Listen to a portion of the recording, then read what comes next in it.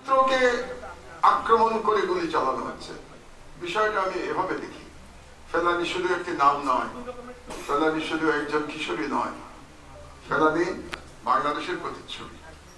সেই অর্থে আজকের দিনটি অত্যন্ত গুরুত্বপূর্ণ এবং এই দিনে প্রতিবার আমাদের প্রতিজ্ঞা করা উচিত যে আমরা ভারতীয় সম্প্রসারণবাদের বিরুদ্ধে, ভারতীয় হেজেমনির বিরুদ্ধে আমরা ঐক্যবদ্ধভাবে লড়াই করে যাব। এবারের যে বিপ্লব, যে জুলাই বিপ্লব হয়ে গেল, এই বিপ্লবের সাথে বাংলাদেশে আপনারা অনেকে এটাকে অভ্যুত্থান বলছেন, আমি শুনছিলাম আপনাদের বক্তব্যে। আমি এটাকে বিপ্লব হিসেবেই দেখতে চাই এবং এখনো দেখতে চাই আমি বিপ্লব হিসেবে।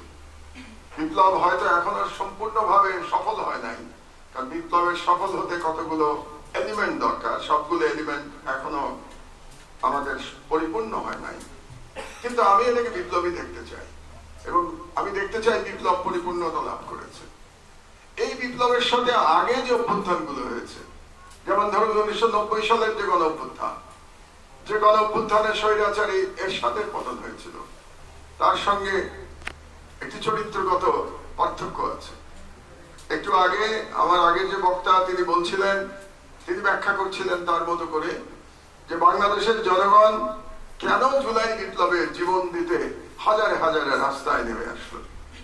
এটা নিয়ে আমার একটা পুরনো ব্যাখ্যা আছে। আপনারা যারা আমার লেখালেখির সাথে আপনারা যারা পরিচিত, আমার বক্তব্যের সাথে যারা আপনারা পরিচিত, যারা আগে শুনেছেন, এই ব্যাখ্যাটা আমি দেওয়ার চেষ্টা করেছি বহুবার।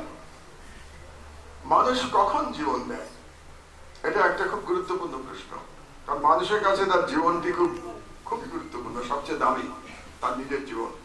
সেই জীবন কখন উৎসর্গ করে, এই ব্যাপারে আমার তিনটি ব্যাখ্যা আছে। একটি হচ্ছে ব্যক্তিগত কারণে মানুষ জীবন উৎসর্গ করে, যেমন ধরুন কোন হতাশা থেকে কিংবা কোন প্রাপ্তি অপ্রাপ্তির বেদনা থেকে, পারিবারিক অশান্তি থেকে মানুষ জীবন দেয়।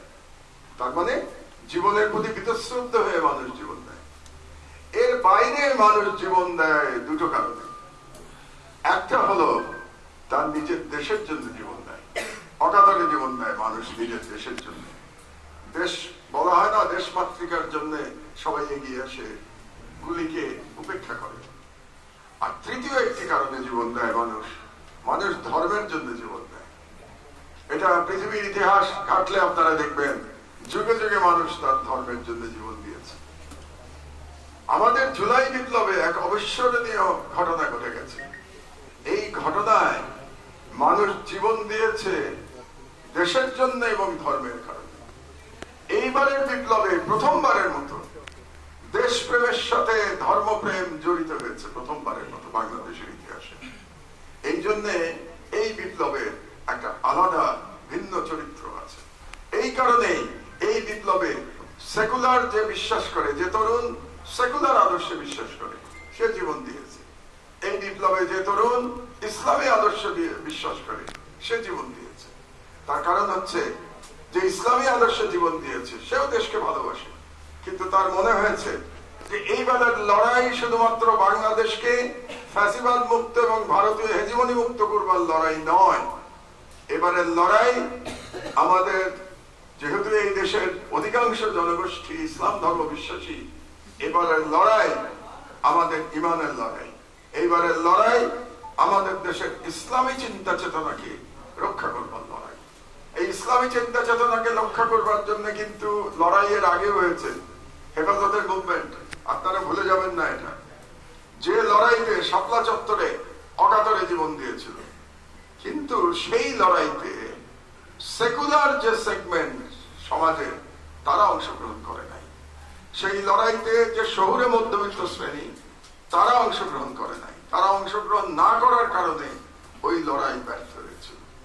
এবারকার লড়াইয়ের তাৎপর্যটাই হচ্ছে যে এবারের লড়াইতে যেমন ইসলামী চেতনার মানুষ জীবন দিয়েছে, তরুণেরা, প্রধানত তরুণেরা জীবন দিয়েছে, এটা আমাদের স্বীকার করতে হবে। কারণ যারা শহীদ দেখছি, শহীদদের লিস্টের মধ্যে সব তো তরুণদেরই দেখতে পাচ্ছি। ওই আমার বয়সী তো আমি কাউকে দেখি নাই, এমনকি আমিও ছিলাম না, আমি দেশে ছিলাম না। থাকলেও তরুণদের মতো এত সাহস করে গুলির সামনে দাঁড়াতে পারতাম কিনা আমি জানি না, কিন্তু আমি দেখি নাই লিস্টে। এখনো সব তরুণদেরই নাম। ওই যে আমাদের পত্রিকায়, আমার দেশ পত্রিকায় প্রতিদিন আমরা একজন শহীদের কাহিনী ছাপছি, আপনারা হয়তো 17-18 দিন, আজকে 17 দিন পত্রিকার পুনঃপ্রকাশের, প্রতিদিন পত্রিকার শেষের পাতায় একজন শহীদের কাহিনী ছাপা হচ্ছে। সেখানে সবাই তরুণ কিশোর, তারা জীবন দিয়েছে। এমনকি আমি যদি 5 তারিখের কথাও বলি, 5 তারিখে মাদ্রাসার ছেলেরা লড়াই করছে যাত্রাবাড়িতে, সেখানে প্রধান মাদ্রাসার ছেলেরা লড়াই করছে। আর এদিকে আবার চাংখারপুরে লড়াই করছে ঢাকা বিশ্ববিদ্যালয়ের ছেলেরা, উত্তরায় লড়াই করছে প্রাইভেট ইউনিভার্সিটির ছেলেরা।